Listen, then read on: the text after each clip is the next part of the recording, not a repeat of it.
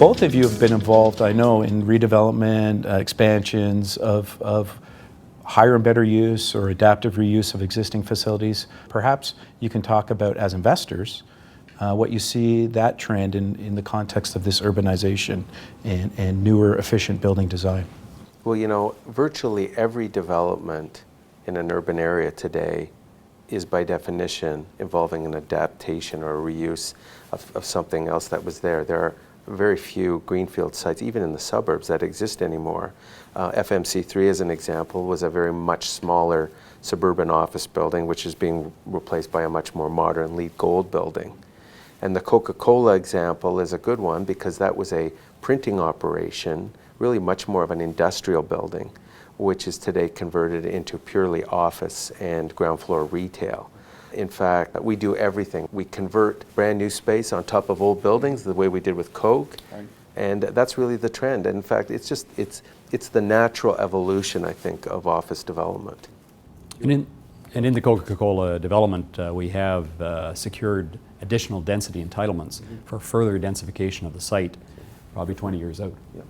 Of course, both of you are very active investors. Phil, maybe you can tell me a little bit about your investment strategy and how it's focused both in terms of asset type and geographically. Well, Scott, we are a large investor in Canadian real estate and real estate in the United States, and we see LEED development as being a key component of our sustainability platform for our company. Sun Life Financial has been recognized by a group as one of the globe's 100 top most sustainable companies.